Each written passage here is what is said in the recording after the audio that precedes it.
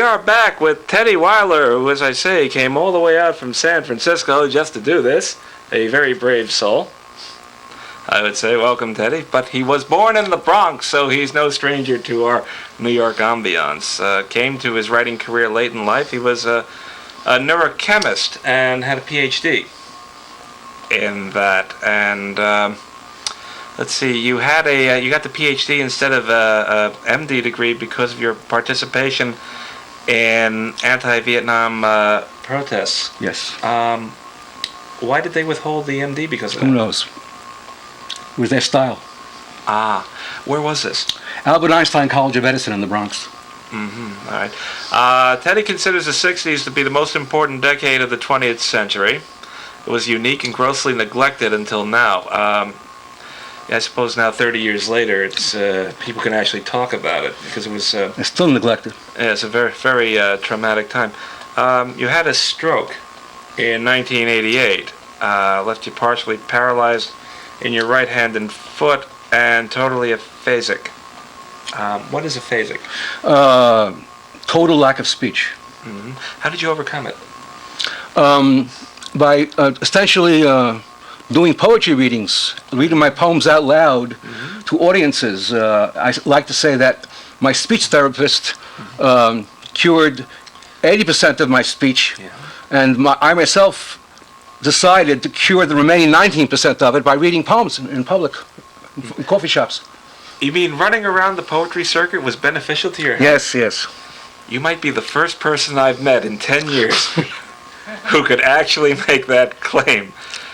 All right, let's see then. This was in San Francisco? Mm-hmm. The spoken word movement, which sort of began more or less in 1989, and now it's just all over the place. Right.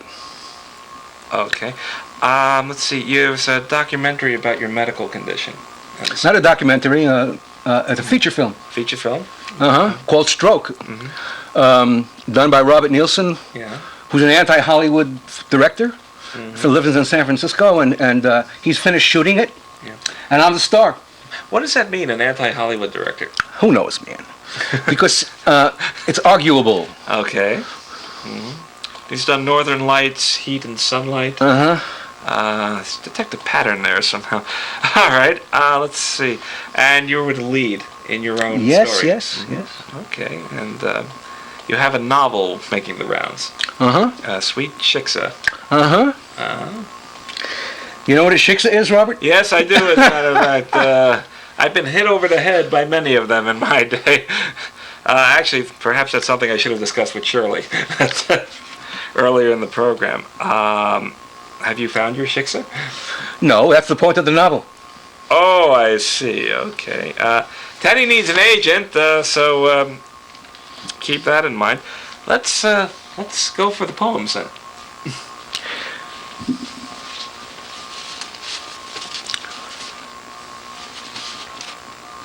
The first one is called Drawing the Right Conclusions. Every moment wasted in exercises of futility brings us another millimeter closer to death, like solving differential equations in textbooks, which gave the answer in the back. I once thought that was a worthy exercise. I mean, the answer didn't matter. It was the style. Got before me now an ad for Hewlett-Packard calculator products. In case you didn't know, a Hewlett-Packard calculator can calculate to within plus or minus 0.1 square mile how to avoid or not avoid a civilian target in North Vietnam from 40,000 feet at 600,000 miles per hour. Hey, you there in your B-52, the ad says, drawing the right conclusions? What shall we waste our moments on? Living the wrong style or drawing the wrong conclusions? The wrong style with the wrong conclusions is a journey to hell. The right style with the wrong conclusions is only an unfortunate mistake, which we pay for with the pattern of our lives. Our lives don't matter much. The pilot in the B-52 is drawing the right conclusions with the right style and still murdering civilians. Our style must make a journey through spiritual territory. Okay? Or fairly well conclude in dying, in crying, in sighing, in buying the wrong fuse to keep the lights from going off. No more dying. The exercise is over, and I don't have the answer. But I'm keeping the lights on so I can see better. Right on?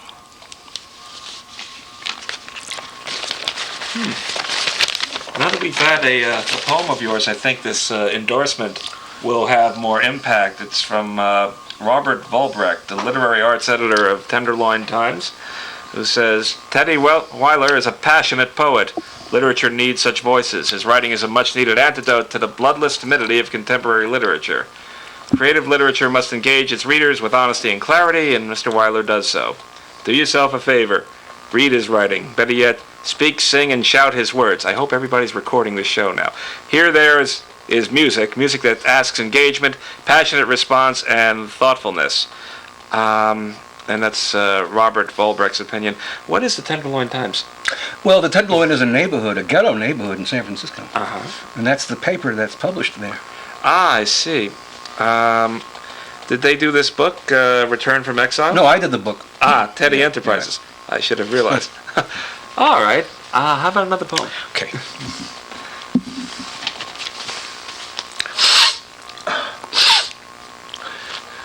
This is from ATM Blues. The story so far. The guy wonders what it must be like to stand in front of an ATM machine in Los Angeles when his SSI payment is due automatically on the first of the month, and it shows 0.00, nothing, nada. He is just over an episode of homelessness himself, and is horrified about what the registration of 0.0 on the machine would do to this poor soul. Perhaps lead him to commit suicide with the Japanese Bowie knife he just bought with most of last month's SSI payment. He is reviewing in his mind the chaotic events of 1965 to 74 Vietnam War years. He had split from America 1 month after ex-president Mickey Mouse Nixon's psychotic resignation on the boob tube.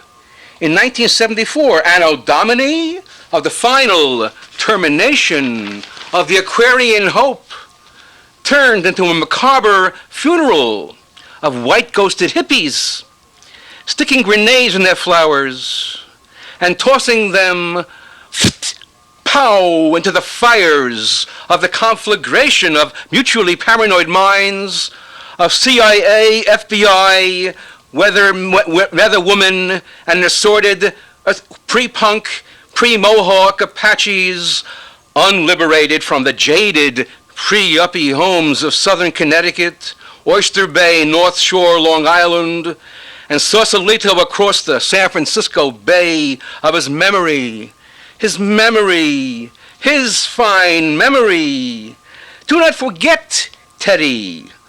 Do not forget where you came from, skulking in a gutter, crawling home from some merry, merry bar in an Irish ghetto in the South Bronx, next to the Yiddishkeit neighborhood where your mother bore you, sometime in the back memory of your not yet LA intensified mind. Don't forget, keep the yahrzeit candle burning for the death of the once great and glorious Aquarian times of your times. You think you sniff in the air of 85 LA. You thought the 60s were coming back.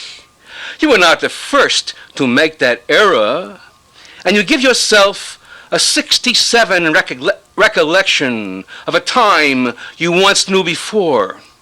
And that must give you hope that the poor fucker's 8-inch Bowie knife sacrifice straight into the belly of his wine-soaked soul was not at all in vain. Not at all in vain.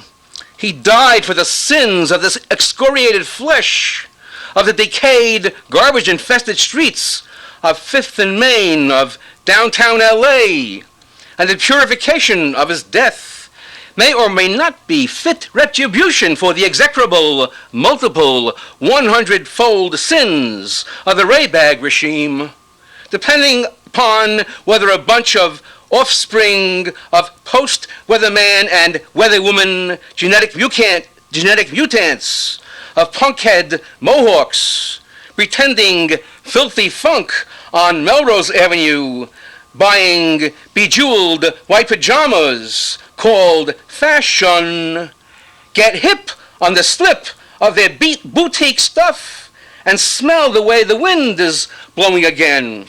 If their nostrils hadn't been rendered insensitive by excess cocaine, and they smell the smell again of the wind of change. Shema Yisrael Adonai Eloheinu Adonai Echad. Hear, O universe, the master of our souls is within, and no wind of change. Even if it were to blow a hurricane, a gale force breeze of flowers, scented with all the perfumes of Southern California. Even such a wind would be nothing more than a fart in the face of the universe, unless the soul were to receive its message. All right, somebody out there, publish this man's novel. Very important. Teddy, do you find any differences or similarities between reading in San Francisco and reading in New York? Not really. New York has by virtue of this population, more venues. But there are a few differences. Yeah.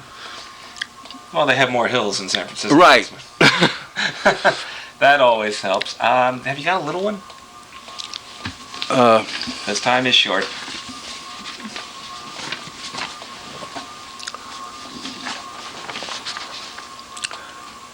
January 21st, 98, Wednesday morning, 3:30 a.m., San Francisco. The 3:30 machine.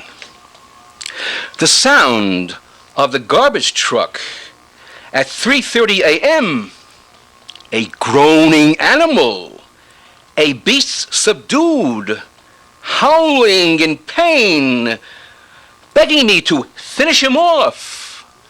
The bloody beast making his inhuman sound in the night. Rachmunis, Rachmunis, mobilizing my mercy, my compassion, to help me withstand the terrible noise. And then it's gone. I call it the 3:30 machine, like clockwork, every night. Only then can I sleep. And now we're going to let everybody else sleep, I'm afraid, but they have plenty to think about while they're dreaming, thanks to Teddy Weiler. Thank you for coming on. So for Poet to Poet, this is Robert Dunn saying thank you for listening, and we'll see you soon.